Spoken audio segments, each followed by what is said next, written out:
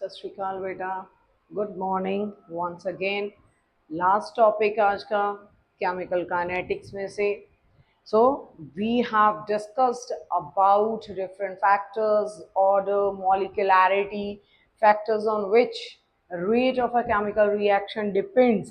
ठीक है, ये सारी चीजें डिस्कस की, but major factor that is effect of temperature on the rate of a chemical reaction, वो भी डिस्कस किया काफी हद तक, बट थोड़ा सा पार्ट उसका बचा हुआ है। Let's see which is pretty important for your examination view point.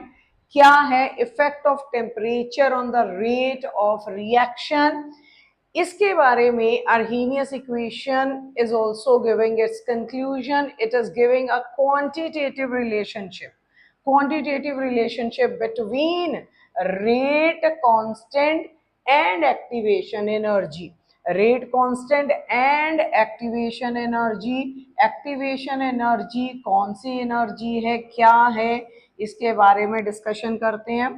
तो बेसिक चीज is, for every 10 degree rise in temperature, every 10 degree rise in temperature, हमारा rate of reaction becomes almost double. rate of reaction तकरीबन double हो जाता है for every 10 degree rise in temperature. This is what chemistry says. Her 10 degree temperature बढ़ने से rate of reaction तकरीबन 2 गुना हो जाता है। इस चीज को प्रूव करने के लिए हमारे पास टेम्परेचर कॉफिशिएंट भी आया। What is temperature coefficient? Temperature coefficient is the ratio of either the rate of the reaction or rate constant। ठीक है, दो अलग अलग टेम्परेचर्स पे, सपोज डिनोमिनेटर में जो भी आपने टेम्परेचर लिया 10 डिग्री, 20 डिग्री, 50 डिग्री, उससे 10 डिग्री ज्यादा आप ऊपर सेम रिएक्शन का डालोगे तो आपके रेट कांस्टेंट पे या रेट पे क्या इफेक्ट पड़ता है। So what is temperature coefficient? It is the ratio of rate constant with 10 degree raise in the initial temperature of the reaction। ठीक है, रेट कांस्टेंट की रेशियो है बेटा, जो आपने रिएक्शन का टेम्परेचर पहले रखा उससे 10 डिग्री टेम्परेचर बढ़ा दोगे तो जो भी आपके पास यहां से वैल्यू आएगी, for if you have got 2 as a ratio for the same reaction by changing 10 degree Celsius for a particular reaction, आपने 10 डिग्री टेम्परेचर बढ़ा दिया तो रेट कांस्टेंट की वैल्यू सपोज 2 गुना बढ़ गई। वहां पे रेशियो जब आपने फाइंड आउट किया, that is what we call temperature coefficient. It is the ratio of either the rate constant और the rate of the reaction with a difference of temperature of 10 degrees. ठीक है, तो यहां पे suppose मेरे पास आ गया coefficient, temperature coefficient S2। अगर मैं बोलूं बेटा कि मेरा जब 10 डिग्री सेल्सियस था टेम्परेचर, तब रेट ऑफ रिएक्शन की कुछ वैल्यू थी XYZ। ठीक है, रेट ऑफ रिएक्शन की वैल्यू थी उस टाइम कुछ XYZ।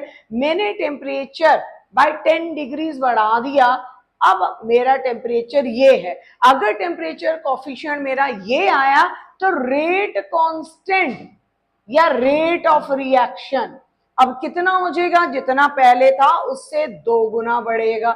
आपने फिर से टेम्परेचर इसका 10 रेज कर दिया, means if now the temperature is 30 degree Celsius, अब हमारे पास रेट कांस्टेंट या रेट इसका डबल हो जाएगा, means it will become 2 to the 4x। आपने फिर से टेम्परेचर 10 डिग्री बढ़ाया, रेट कांस्टेंट इसका डबल होगा, 4 4 16। ठीक है, सो हमारे पास sorry it will be 4 2 8। For every 2 का मल्टीपल बनता जाएगा, 2 से मल्टीप्लाई करते जाओगे, इसको 2 से किया, इसको 2 से किया, इसको 2 से किया, so it will B this. आगे अगर फिर से temperature 10 degree बढ़ाओगे, for every 10 degree rise in temperature, rate of the reaction doubles ठीक है, तो हमारे पास आप पहले टेम्परेचर कॉफिशिएंट यहां से फाइंड आउट कर लोगे। टेम्परेचर कॉफिशिएंट रेशियो है हमारे पास रेट कांस्टेंट की। सेम रिएक्शन के लिए दो अलग अलग टेम्परेचर्स पे टेम्परेचर डिफरेंस कितना होना चाहिए, 10 डिग्रीज का। तो वहां से हमारे पास टेम्परेचर कॉफिशिएंट जो आएगा, फॉर एग्जांपल आपको कोई क्वेश्चन दे दिया उन्होंने, if the rate of the reaction, if rate of reaction at 20 degrees Celsius is let it be 200 मोल पर लीटर। ठीक है, 200 मोल पर लीटर हमारे पास रेट ऑफ 200 मोल पर लीटर पर सेकेंड हमारे पास रेट ऑफ रिएक्शन है, रेट ऑफ रिएक्शन है 20 डिग्री पे। ठीक है, एंड इसी रिएक्शन का टेम्परेचर कॉफिशिएंट आपको दे दिया 3, and if its temperature coefficient is equals to 3, what will be the rate of the reaction? What will be the rate of reaction at 50 degree Celsius? So ये आपका question है, अगर how you will solve it out at 20 degree Celsius बेटा, your rate of reaction is 200 मोल पर litre पर second assumed. ठीक है, question करने का पैटर्न है, आपको टेम्परेचर कॉफिशिएंट दे दिया 3, इसका मतलब 20 से जब आप 10 डिग्री रेज कर दोगे तब आपका रेट ऑफ रिएक्शन कितना होगा, 200 इंटू 3, कितना बना बेटा, 3 2 6, so it will be how much, it will be your 600 मोल पर लीटर पर सेकेंड। 40 पे जाओगे और 10 डिग्री बढ़ाओगे इसका temperature, it will be 600 into 3 will come out to be 1800। ठीक है, 50 पे हमें फाइंड आउट करना था, 50 पे पहुंचोगे तो 40 वाला टेम्परेचर जो है दैट इज 1800, इसको 3 से मल्टीप्लाई कर दोगे, you will get your answer. So temperature coefficient अगर आपको रिएक्शन का पता है, एमसीक्यू बेस्ड क्वेश्चन यहां से सॉल्व किया जा सकता है फास्टली। अगर आपको टेम्परेचर कॉफिशिएंट पता है या आपको ये पता है कि आपकी के की वैल्यू या आर की वैल्यू, रेट ऑफ रिएक्शन या rate constant, because they are directly proportional. ठीक है, दे आर डायरेक्टली प्रोपोर्शनल, आपको इनमें से किसी की भी value with the difference of temperature of 10 degree Celsius पता है तो आप वहां से टेम्परेचर कॉफिशिएंट फाइंड आउट कर सकते हो कि T प्लस 10 अपॉन के, जो भी आपका टेम्परेचर कॉफिशिएंट आएगा उतने टाइम्स आपका रेट ऑफ रिएक्शन या रेट कांस्टेंट बढ़ते जाएगा। ठीक है, for every 10 degree rise in temperature, for every 10 degree rise in temperature. ठीक है, सो 20 डिग्री पे अगर रेट ऑफ रिएक्शन ये था, 50 पे कितना होगा, 18 इंटू 3 करोगे, you will get your answer. If systematically you keep raising the temperature by 10 degree Celsius, you may even approach your conclusion. ठीक है, एक तरीका तो ये हमारे पास रेट ऑफ रिएक्शन या रेट कांस्टेंट फाइंड आउट करने का विद रेज इन टेम्परेचर। ठीक है, दूसरा तरीका बेटा हमें किन्होंने दिया, it is given by Arrhenius. Arrhenius equation is quite important to calculate what, to calculate rate constant। ठीक है, rate constant of a particular reaction at a particular temperature। ठीक है, Arrhenius equation है हमारे पास ये, this is Arrhenius equation, जिसमें कौन कौन क्या क्या है, who is K, K is definitely what, that is a rate constant, K is acting as rate constant। What is A? A is Arrhenius factor, you can write it as Arrhenius factor, इसको Arrhenius factor लिख सकते हो क्योंकि exponential form से पहले आ रहा है, तो प्री एक्सपोनेंशियल फैक्टर लिख सकते हो, प्री एक्सपोनेंशियल फैक्टर हो जाएगा बेटा, ठीक है। या इसको फ्रीक्वेंसी फैक्टर भी लिखा जा सकता है, इसके काफी नाम है, दैट इज ए, ठीक है। सो हमारे पास इससे भी फाइंड आउट करने के लिए क्वेश्चन पूछ लेता है। फिर हमारे पास एक्सपोनेंशियल फॉर्म में कौन कौन पड़ा, what else we are having is, we are having EA, which is what, which is your activation energy. What is your EA? EA is your activation energy. EA is activation energy, quite important. What is R? R is gas constant. gas constant की value gases के अलावा कहीं पे भी deal करते हो क्या लेते हो, 8.314, ठीक है। 8.314 आपकी रेट कांस्टेंट की वैल्यू जो आप लेके चलोगे, ठीक है, दैट इज जूल पर मोल पर केल्विन, ठीक है, जूल पर मोल पर केल्विन इसके यूनिट्स आएंगे। This is your rate gas constant, that is R. Then T is representing what? T is representing your temperature. Most probably should be taken in Kelvin. So Arrhenius was a scientist who has given a quantitative relationship between what and what? It is a quantitative relationship between rate constant. Rate constant आ गया बेटा, जितने गुना rate constant बढ़ता है temperature बढ़ने पे उतने गुना ही rate of reaction भी बढ़ता है।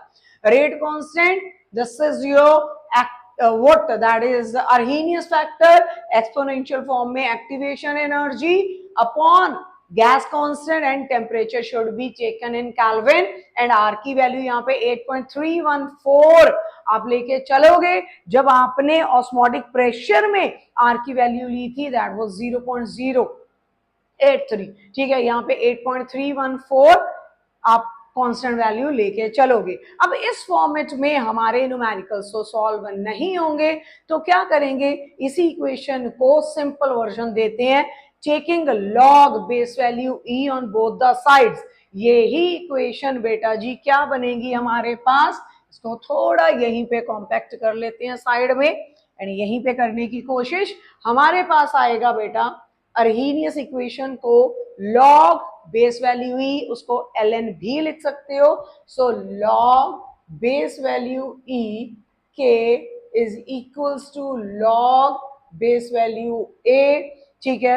अब हमारे पास लॉग जब एक्सपोनेंशियल पार्ट का लोगे तो पार उठ के आएगी आगे, which will become minus E A upon R T log base value e e, ठीक है। ये यहां से 1 में कन्वर्ट होके कैंसल आउट होगा, हमारे पास बचा लॉग बेस वैल्यू ई के is equals to log base value E A minus E A upon R T, ठीक है। सभी वेरिएबल्स के बारे में बताया, what is K, what is A, what is E A, what is R, what is T, ठीक है बेटा जी। अब इसी का यहीं पे अगर ग्राफ ड्रॉ करना पड़े आपको तो आपका y एक्सिस, ठीक है, ये आपका इंटरसेप्ट, ये हमारे पास 1/t will be along your what, along your x axis and this will act as a slope। तो हमारे पास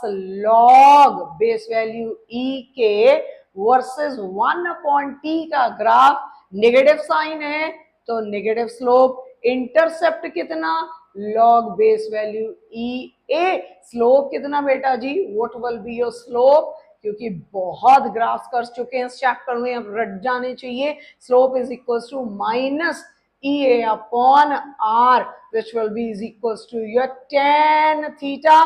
थीटा हमारे पास ये angle along your positive X axis, ठीक है।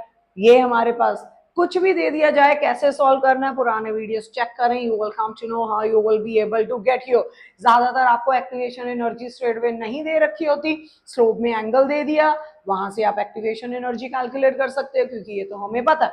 फॉर इफ आपको यहाँ पे 60 दे दिया तो ये कितना आ जाएगा 120, ठीक है जी। तो यहाँ पे हमारे पास 120 10 120 माइनस √3, आर की वैल्यू हमें पता है, we can easily calculate the activation energy from air, ठीक है। अब ये भी हमारे पास ग्राफ आ गया। ग्राफ आने के बाद बेटा इसी को लॉग बेस वैल्यू 10 में कन्वर्ट करें।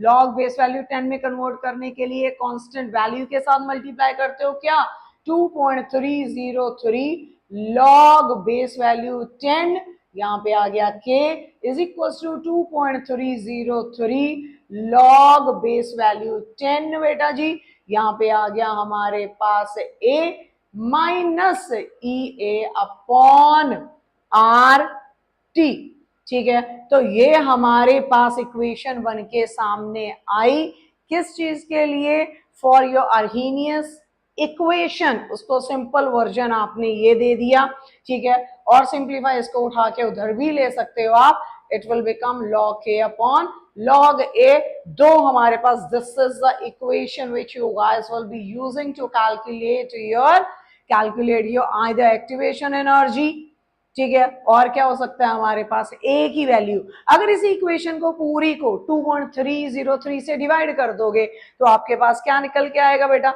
अगर इसी पूरी इक्वेशन को डिवाइड कर दोगे 2.303 से तो it will be log base value 10 के, ठीक है, डिवाइड होके दे विल गो ऑफ, ये भी कट जाएगा, यहाँ पे बचेगा लॉग बेस वैल्यू 10a, ये क्या बनेगा हमारे पास ई A upon 2.303 r into T. तो इसका भी अगर ग्राफ ड्रॉ करना पड़े बेटा आपको तो इसका भी आप इजीली ग्राफ ड्रॉ कर सकते हो। ये आपकी y एक्सिस बेटा, ये आपका इंटरसेप्ट, ठीक है जी। ये आपका नेगेटिव के साथ इतना पार्ट आपका स्लोप का आएगा, 1/t will be along your कौन सी एक्सेस, एक्स एक्सेस। तो ग्राफ खुद ड्रॉ करके देखो कि क्या बन के आएगा आपके सामने, तो it will be log base value 10 के रेट कांस्टेंट, ठीक है, y एक्सिस के अलोंग 1/t, स्लोप नेगेटिव में है, हमें पता चल रहा है स्लोप है किसके बराबर, यहाँ पे slope is equal to minus E A upon 2.303 R T, जो कि फर्दर आगे, सॉरी नॉट टी, ठीक है, आर तक, आर की वैल्यू कितनी 8.314, ठीक है। T V have already used along your x axis, ठीक है। तो ये फर्दर आगे किसके बराबर बेटा जी, tan theta theta along your positive X axis and your intercept over here is log base value 10a। तो ये ग्राफ इस इक्वेशन के लिए काफी इंपॉर्टेंट इक्वेशन है आपका फॉर कैलकुलेटिंग द न्यूमेरिकल्स। अगर आपको थीटा गिवन है तो यहां से आप इजीली इनको इक्वेट करके एक्टिवेशन एनर्जी को कैलकुलेट कर सकते हैं। दूसरी चीज, फॉर एग्जांपल इसके न्यूमेरिकल अगर आपको कह दिया आपके पास फर्स्ट ऑर्डर रिएक्शन है, ठीक है, एज्यूम करते हैं कि हमें क्वेश्चन ही किया कि हमारे पास फर्स्ट ऑर्डर रिएक्शन है, फर्स्ट ऑर्डर रिएक्शन 50% कंप्लीट हो रहा है कुछ 20 मिनट्स के अंदर, ठीक है। 50% रिएक्शन कंप्लीट हो रहा है हमारा कितने 20 मिनट्स के अंदर। तो आप के फाइंड आउट करके दें, ठीक है, के फाइंड आउट करके दें हमारे रिएक्शन का, sorry give the activation energy, के नहीं एक्टिवेशन एनर्जी कैलकुलेट करके दें, आप हमें एक्टिवेशन एनर्जी कैलकुलेट करके दें, ई ए कैलकुलेट करके दें at temperature is equals to 300 kelvin, let it be. अगर आपको ऐसा कोई क्वेश्चन बन के सामने आता है, फर्स्ट ऑर्डर रिएक्शन है, हाफ लाइफ उसका दे दिया कितना 20 मिनट दे दिया उसका हाफ लाइफ, ठीक है जी। एक्टिवेशन एनर्जी आपको कैलकुलेट करना है, temperature they have given you, so what things you are having and क्या चीज आपके पास यहाँ पे नहीं है, हमारे पास ए नहीं है यहाँ पे, ठीक है, अर्हीनियस कांस्टेंट हमारे पास नहीं है, हमारे पास एक्टिवेशन एनर्जी नहीं है। फॉर एग्जांपल स्लोप में उन्होंने हमें ये एंगल दे दिया 60 डिग्री, ठीक है। तो सबसे पहला काम ग्राफ को यूज करके, दैट इज tan, हमें पॉजिटिव के साथ वाला एंगल चाहिए होता है, positive x-axis. So 180 minus 60 is 120. Tan 120 is equals to minus EA upon 2.303 into R की वैल्यू कितनी 8.314. ठीक है, यहां से आपकी एक्टिवेशन एनर्जी आएगी. पहली चीज activation energy you will get from here. तो एक्टिवेशन एनर्जी बेटा जी कितनी आ जाएगी यहां से 10. 120 इज माइनस ऑफ 10 60 यानी कि माइनस √3. ये आ गया. इन वैल्यूज को इधर कैरी कर लें इंटू 2.303 इंटू 8.314. यहां से आएगी बेटा जी आपकी एक्टिवेशन एनर्जी. इसको कैलकुलेट करें, you will get your activation energy, जिसको आप यहाँ पे सब्स्टिट्यूट कर सकते हैं. और क्या कर सकते हैं, एक्टिवेशन एनर्जी में ये वैल्यूज पुट इन ना करें, सीधा डाल दोगे एक्टिवेशन एनर्जी. ये देखिए क्या क्या कटेगा ऊपर से, ये कट जाएगा, इसके साथ आर कट जाएगा, आर के साथ आप अपनी एक्टिवेशन एनर्जी की वैल्यू यहाँ पे इजीली सब्स्टिट्यूट कर सकते हैं. एक्टिवेशन एनर्जी डाल दी. अब कहानी है के की. How you will be able to find out your K. Activation energy पता लगी स्लोप से, के कैसे कैलकुलेट करोगे. आपको फर्स्ट ऑर्डर मैकेनिज्म दिया एंड उसका 50% रिएक्शन डन हो गया. ठीक है, तो फर्स्ट ऑर्डर रिएक्शन 50% मतलब half life. What is a half life for your first order reaction 0.693 upon के हमें कैलकुलेट करना है. के उधर ले लें.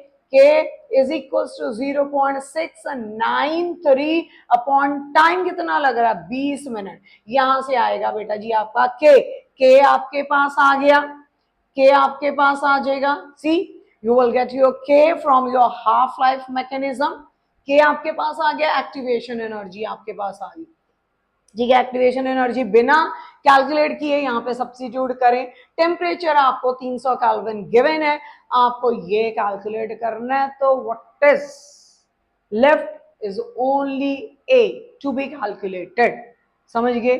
तो बेटा न्यूमेरिकल्स करोगे प्रैक्टिस तभी पता चलेगा कि कैसे होते हैं. ठीक है, यहां से हमें अर्हीनियस इक्वेशन की हमने कैलकुलेटेड फॉर्म फाइंड आउट कर ली कि हम यहां से एक्टिवेशन एनर्जी ए के ये कैसे कैलकुलेट कर सकते हैं. This is the equation, this is the graph. You are having a slope as well. आपको बेस वैल्यू ई के साथ भी स्लोप दे दिया गया. सारे का सारा कॉन्सेप्ट ये पड़ा आपके पास. ठीक है, अब है हमारे पास इसी को अगर हम फर्दर आगे थोड़ा इस इक्वेशन को उठाते हैं फर्दर, दो अलग अलग टेम्परेचर्स पे के की वैल्यू पे क्या इफेक्ट पड़ेगा वो देखते हैं. ठीक है, दो अलग अलग टेम्परेचर्स पे.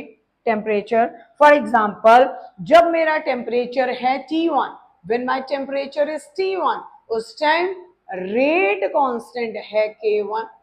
ठीक है, जब हमने टेम्परेचर बढ़ा दिया सपोज या कम कर दिया, व्हाटएवर इट कुड बी, बढ़ा दिया या कम कर दिया, तो रेट कांस्टेंट भी चेंज हुआ, वो बना K2. तो दो इक्वेशंस हमारी यहां से बनेंगी यहां से. ठीक है, दो इक्वेशन. पहली इक्वेशन क्या, log base value 10 K1 is equals to log, हाँ जी क्या, लॉग ए. ठीक है, minus E A upon 2.303 R. Temperature कितना उस टाइम पे T1. दूसरी इक्वेशन बनाओ दूसरे टेम्परेचर पे, टेम्परेचर 2 पे इक्वेशन क्या बनेगी, it will be log K2 is equals to log A, हाँ जी, माइनस ई ए. अब ज्यादातर आपका EA that is activation energy and A which is Arrhenius factor, they are temperature independent. ठीक है, तो log A EA upon 2.303 R constant रहेगा T2. ये दो इक्वेशंस हमारे पास बनी है.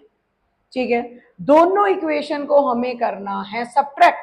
सब्ट्रैक्ट करोगे बेटा दोनों इक्वेशन को, इसमें से इसको सब्ट्रैक्ट करोगे, क्या निकल के सामने आएगा बेटा, you will get log of log K2 minus log K1, ठीक है, ये हमारा सब्ट्रैक्शन में गया, ठीक है जी। यहां से कांस्टेंट हम बाहर लिख लेते हैं, कौन सी, which is E A upon 2.303 R, ठीक है, दोनों में पढ़ा, देखें इसमें भी पढ़ा हुआ इतना पार्ट एंड इसमें भी पढ़ा हुआ है, ये पार्ट हमने कॉमन रख लिया, ठीक है। इसमें से इसको सब्ट्रैक्ट कर रहे हैं, वो माइनस माइनस क्या हो जाएगा, प्लस हो जाएगा, सो you will gate 1/T1 minus 1/T2। ये एक्सप्रेशन भी बहुत इंपॉर्टेंट है, यहां से जब आपका लॉग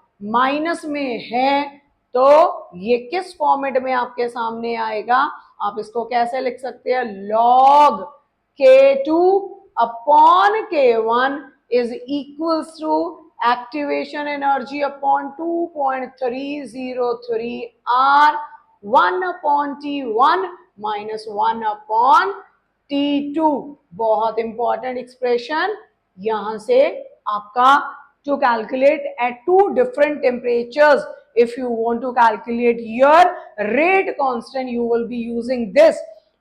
बनाया कैसे बेटा आपने, सेम इक्वेशन जो उधर डराइव की थी वो दो अलग अलग टेम्परेचर्स पे दो अलग अलग के की वैल्यूज होंगी, सब्ट्रैक्ट किया, सब्ट्रैक्ट करने पे they will go of, constant term यहां से बाहर निकाली, ठीक है, सब्ट्रैक्शन में ये वैल्यू यहां पे आ गई, ये वैल्यू यहां पे आ गई हमारे पास, सब्ट्रैक्ट करने पे ये हमारे पास ये फॉर्मेट, लॉग में सब्ट्रैक्शन मींस क्या करना है आपने, इनको डिवाइड करना, so you will get this expression from here, log K2 upon K1 is equals to EA upon 2.303 R 1/T1 minus 1/T2, ठीक है।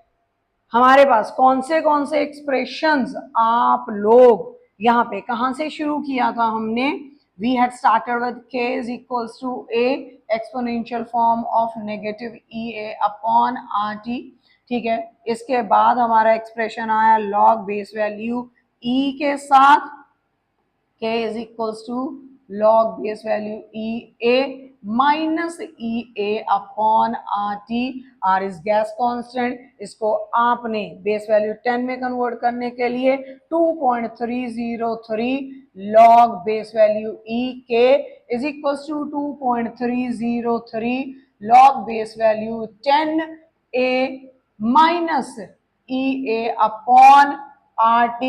जो इक्वेशन यूज करोगे थ्रू आउट आपने 2.303 के साथ डिवाइड किया, you got your log base value 10k is equals to log base value 10a minus EA upon 2.303 R into T. दो अलग अलग टेम्परेचर्स के लिए आपके पास एक्सप्रेशन आया लॉग K2 अपॉन K1, कैसे बनाया, दो इक्वेशंस इसी इक्वेशन को यूज करके आपने दो अलग अलग टेम्परेचर्स पे बनाई, after subtracting them out you have got what, that is EA upon 2.303 R 1/T1 minus 1/T2। तो ये फॉर्मूले बेटा जी हमने आज की क्लास में किए, ठीक है। इन्हीं को यूज करके एक चीज और, हमारे पास मिस्टर मैक्सवेल ने हमें एक ग्राफ दिया था,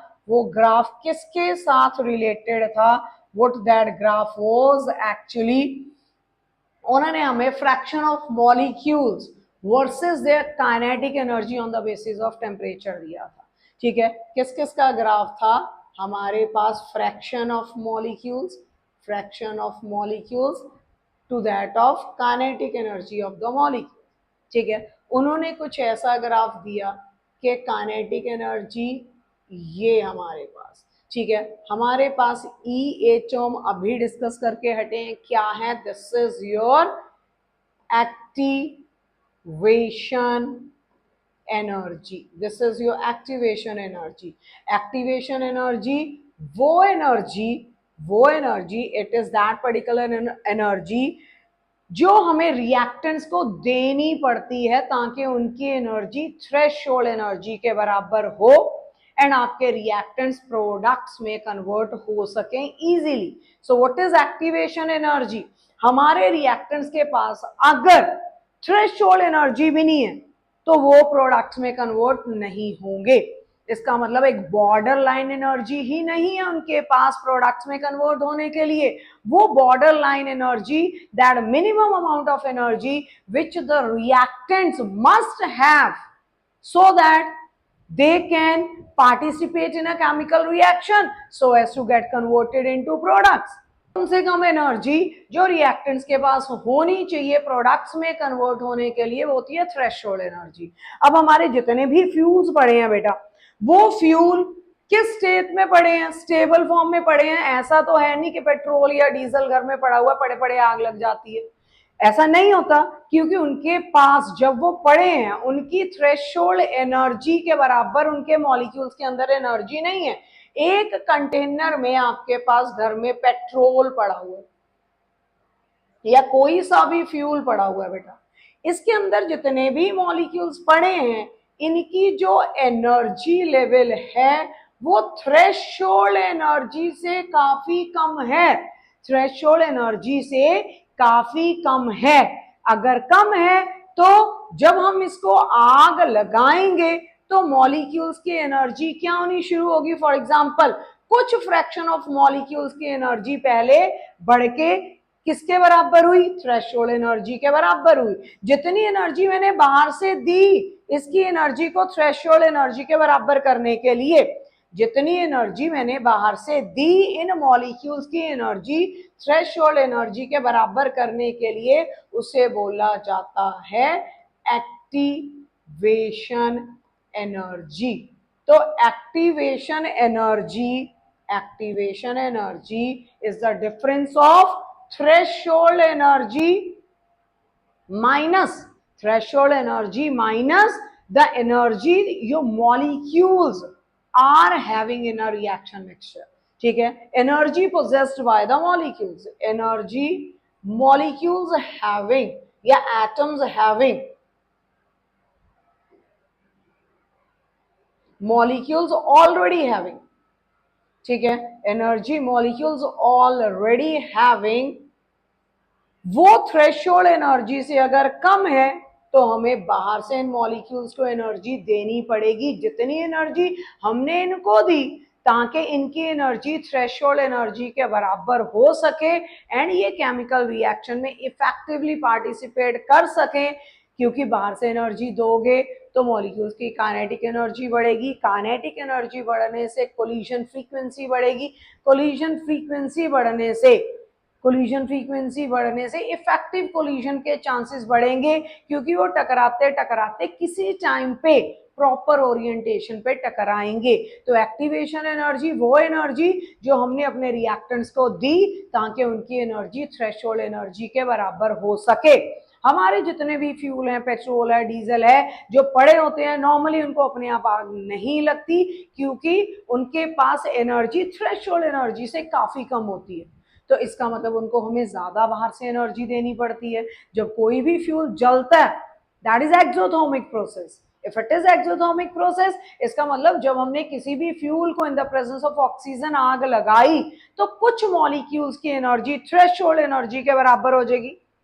थ्रेशोल्ड एनर्जी के बराबर कुछ मॉलिक्यूल्स की जब होगी फिर रिएक्शन अपने आप एनर्जी प्रोड्यूस करता रहेगा, क्योंकि burning of fuel is an exothermic reaction. ठीक है, कुछ मॉलिक्यूल्स की एनर्जी भी अगर थ्रेशोल्ड एनर्जी के बराबर हमने हीट देके फ्रॉम द आउटर सोर्स कर दी, बाकी ये पूरे का पूरा फ्यूल अब अपनी एनर्जी यूज करके, क्योंकि बर्निंग ऑफ फ्यूल इज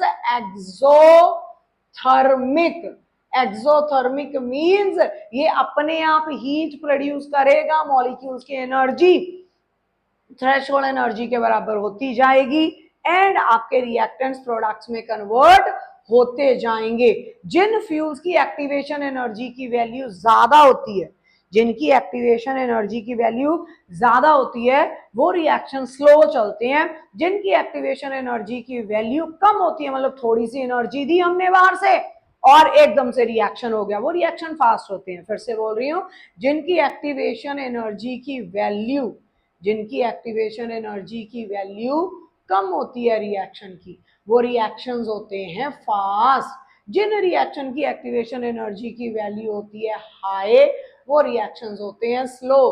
तो हमारे जितने भी फ्यूल्स हैं जिनको हम आग लगाते हैं, उनकी एक्टिवेशन एनर्जी की वैल्यू हाई होती है। शुरू में वो स्लो होंगे, नहीं तो ओपन एटमॉस्फेयर में पड़े ऑक्सीजन की प्रेजेंस में पड़ा पेट्रोल खुद ब खुद आग पकड़ लेगा अगर उसकी एक्टिवेशन एनर्जी की वैल्यू कम होगी। ठीक है, एक्टिवेशन एनर्जी वो एनर्जी जो हम आउटर सोर्स से अपने रिएक्टेंट्स को देते हैं ताकि वो किसमें कन्वर्ट हो सके, प्रोडक्ट्स में, एंड उनकी एनर्जी किसके बराबर हो सके, थ्रेशोल्ड एनर्जी के बराबर। हमें मैक्सवेल जी ने एक ग्राफ दिया था ये, ठीक है, जिसमें यहां पे अगर मैं लिखूं E A, तो ये वो मॉलिक्यूल्स हैं जिनकी एनर्जी एक्टिवेशन एनर्जी के बराबर। ठीक है, ये वो मॉलिक्यूल्स हैं जिनकी एनर्जी एक्टिवेशन एनर्जी के बराबर है। फिर उन्होंने ये टेम्परेचर T पे सपोज है ग्राफ, फिर उन्होंने इसी रिएक्शन मिक्सचर जिसका वो सर्वे कर रहे थे उसका टेम्परेचर बाय 10 डिग्रीज बढ़ा दिया। तो उन्होंने क्या ऑब्जर्व किया, कुछ ऐसा, जो फ्रैक्शन ऑफ मॉलिक्यूल्स जिनके पास एक्टिवेशन एनर्जी के बराबर एनर्जी है, वो फ्रैक्शन ऑफ मॉलिक्यूल्स यहाँ पे क्या हो गए, इंक्रीज। पहले इतने थे बेटा, पहले इतने थे, अब बढ़ गए। तो इस ग्राफ से ये हमारे पास पार्ट जो है ये किसके बराबर है, ये ऑलमोस्ट किसके बराबर है हमारे पास, ये हमारे पास वो पार्ट है जिन मॉलिक्यूल्स की एनर्जी एक्टिवेशन एनर्जी के बराबर है। ये वो पार्ट ऑफ ग्राफ है आपके पास। ठीक है, तो मैक्सवेल जी के ग्राफ ने भी ये क्लियर किया for every 10 degree rise in temperature, yeah, just leave 10 degree rise in temperature. For rise in temperature, rate of reaction increases. Compare करके हमने टेम्परेचर कॉफिशिएंट निकाला, टेम्परेचर कॉफिशिएंट को यूज करके हमने एमसीक्यू कैसे कर सकते हैं वो निकाला। हमने अर्हीनियस इक्वेशन को सॉल्व करके 2-3 patterns of equation we have done the graph as well. ठीक है, तो हमारे पास अब अगर हमें ट्राई करने हो कुछ न्यूमेरिकल, तो मुझे उम्मीद है you guys will be able to do. See, it's a first order, पहला numerical, the first order rate constant for the decomposition of ethyl iodide. Ethyl iodide decompose हो रहा है, टेम्परेचर 600 केल्विन दे दिया। ठीक है, के की वैल्यू ये दे दी। ठीक है, first order rate constant is this. First order है, कहां से पता चलेगा बेटा, यूनिट से। के यूनिट्स आपको कैसे कैलकुलेट करने हैं, क्या क्या चीजें बताएंगे, यूनिट से आपको पता लग गया। ये फर्स्ट ऑर्डर मैकेनिज्म है, क्वेश्चन ने भी बता दिया। एक्टिवेशन एनर्जी बेटा जी उन्होंने आपको दे दी, किलो जूल्स में है, जूल्स में कन्वर्ट कर ले इसको 1000 से मल्टीप्लाई करके। टेम्परेचर पहला ये है जिसका रेट कांस्टेंट ये। दूसरा टेम्परेचर उन्होंने T2 ये दे दिया, दिस इज T1। T1 के लिए K1 इज गिवन ऑलरेडी। ठीक है, this is acting as T2। Question आपसे डिमांड करेगा क्या कैलकुलेट करने के लिए, K2 एक्टिवेशन एनर्जी ऑलरेडी दे रखी है, तो इसमें क्या, put in all the values, given part पहले निकाला करें सो दैट आपका न्यूमेरिकल इजीली जा सके। तो कौन सी एक्सप्रेशन, K2 फाइंड आउट करना है, K1 है, एक्टिवेशन एनर्जी है, एक्टिवेशन एनर्जी किलो जूल्स को जूल्स में कन्वर्ट कर लिया, और हमारे पास ऑलरेडी है, टेम्परेचर्स दोनों है, तो put in all the values and calculate your K2। ठीक है, लॉग जब इधर से उठ के इधर आएगा वो एंटी लॉग में कन्वर्ट हो जाता है। ठीक है, ये चीज बेसिक्स आपको पता होनी चाहिए। तो यहाँ पे सारी वैल्यूज डालें, यहाँ पे आ जाएगा टेम्परेचर 600 इंटू 700 अपॉन इधर 700 इधर 600, 100 अपॉन नीचे 600 इंटू 700। एक्टिवेशन एनर्जी डालें, आर डालें, थोड़ी कैलकुलेशन लंबी होगी but practice makes a person more genius और परफेक्ट। ठीक है, उसके बाद अगला देखें, एक फर्स्ट ऑर्डर रिएक्शन 50% कंप्लीट हो गया, फर्स्ट ऑर्डर रिएक्शन 50% की कंप्लीट हो गया। तो ये मैं आपको थोड़ी देर पहले भी बता चुकी हूँ, 0.693 अपॉन के, 50% कंप्लीट हो गया कितने टाइम में, 20 मिनट में। टाइम दे रखा है, ये दे रखा है, के निकाल लो जी यहाँ से आपका के आ जाएगा, ठीक है, which will act as your K1, ठीक है जी। फिर सेकेंड पैटर्न में भी, सेकेंड पार्ट में भी सेम ही रिएक्शन 50% इतने टाइम में कन्वर्ट हो रहा है, तो हमारे पास K1 T1, ऐसे ही K2 और निकाल लो 0.693। इस बार टाइम 5 डाल दो, पिछली बार टाइम कितना डाला था आपने, 20 डाला था। यहां से आपका K2 आ जाएगा, आपके पास K1 है, आपके पास K2 है, आपके पास T1 है, आपके पास T2 है, ठीक है। तो सारी वैल्यूज किस फॉर्मूले में पुट इन कर दो, log K2 upon K1 log K2 आपने निकाल लिया, half order reaction, sorry first order reaction 50% completion, यानी कि हाफ लाइफ वाला इक्वेशन आपने उठाया, वहां से आपने K1 K2 फाइंड आउट कर लिया फॉर योर डिफरेंट टेम्परेचर्स, ठीक है। यहाँ पे क्या बेटा, it will B EA upon 2.303 R 1 upon T1 minus 1 upon T2. You guys are having everything now. ठीक है, क्वेश्चन को पढ़ें, एनालाइज करें, put in the values, solve it up. You need to have what you want, K2 from here. पहले इतना part solve करें, ठीक है। इतना पार्ट सॉल्व करने के बाद K2 लॉग उठ के उधर जाके एंटी लॉग बनेगा, आपको K2 अपॉन K1 बेटा, अपॉन K1, ठीक है। You will be able to calculate this particular part, ठीक है। न्यूमेरिकल करें, प्रैक्टिस करें, वैल्यूज पुट इन करें, you will be able to reach to your, जो भी आपको न्यूमेरिकल में फाइंड आउट करना है, एक या दो चीज तो फाइंड आउट करनी है, सिर्फ कैलकुलेशन इस न्यूमेरिकल की लंबी है, ठीक है। स्लोप के बेसिस पे आ गया तो एक्टिवेशन निकालनी और इजी हो जाएगी। Every graph is being discussed, ये क्वेश्चन खुद ट्राई करो, ये वाला भी। Rate constant for a reaction at 500 kelvin and 700 kelvin, तो ये हमारे पास बेटा जी K1 आ गया, ये K2 आ गया, ये T1 आ गया, ये T2 आ गया। कैलकुलेट एक्टिवेशन एनर्जी एंड ए, ठीक है। तो वही फॉर्मूला अप्लाई करो और निकालो। एंड में हमारे पास बच रहा है यहाँ पे क्या, हमारे पास दो ग्राफ हैं, किस किस के, that is for your activation energy के ग्राफ। क्या है बेटा, ये दोनों इकट्ठे बनाते हैं, energy versus progress of reaction, energy versus progress of reaction, ठीक है। इधर भी सेम दो अलग अलग ग्राफ बनेंगे, energy versus progress of reaction ही है, energy versus progress of reaction, ठीक है। पहला ग्राफ, फॉर एग्जांपल मेरे पास रिएक्शन है A plus B gives you C, ठीक है। ये मेरे रिएक्टेंट्स हैं, ये प्रोडक्ट्स। एनर्जी, अगर मेरे पास यहाँ पे इतनी एनर्जी मेरे रिएक्टेंट्स के पास है, ए प्लस बी मेरे रिएक्टेंट्स हैं, उनके पास एनर्जी है, late it B ER, energy of reactants, ठीक है। सपोज इनके पास एनर्जी जो है वो थ्रेशोल्ड एनर्जी से कम है, तो मुझे क्या करना पड़ेगा, आउटर सोर्स से इन्हें क्या देनी पड़ेगी, एनर्जी। जब मैं आउटर सोर्स से बेटा इन्हें एनर्जी दूंगी तो वो एनर्जी क्या कहलाएगी, एक्टिवेशन एनर्जी, ठीक है। तो इन रिएक्टेंट्स को एनर्जी दी गई, देने के बाद इनकी एनर्जी थ्रेशोल्ड एनर्जी के बराबर हुई, रिएक्शन हुआ, रिएक्शन होके ये सिनेरियो अगर मेरे पास आया, यहाँ पे मुझे मिले, मुझे ये एनर्जी आपकी प्रोडक्ट्स की, प्रोडक्ट्स है कौन आपका, दैट इज सी, ठीक है। अब यहां से चेक करें एनर्जी के ग्राफ में, यहाँ पे कुछ एनर्जी आपकी प्रोडक्ट्स की है बेटा, ये एनर्जी आपकी किसकी है, रिएक्टेंट्स की। प्रोडक्ट्स की एनर्जी कम है, प्रोडक्ट्स की एनर्जी कम है, मतलब रिएक्शन में से एनर्जी रिलीज हुई है। मतलब कैसा प्रोसेस, अगर हमारी energy of products is less than energy of reactants, तो ये ग्राफ कैसे रिएक्शंस के लिए है बेटा जी, एक्सोथर्मिक रिएक्शंस के लिए, exothermic.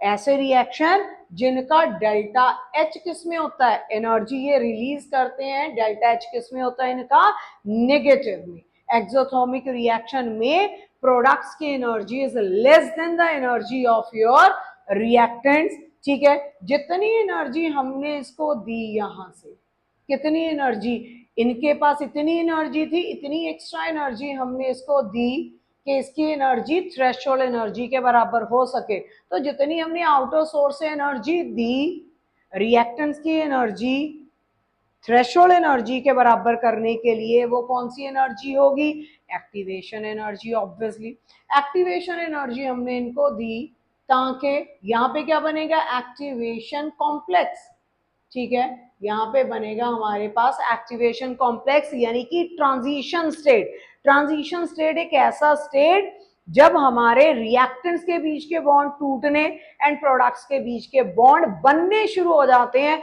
We call that state as transition state. Transition state या एक्टिवेटेड कॉम्प्लेक्स, ठीक है।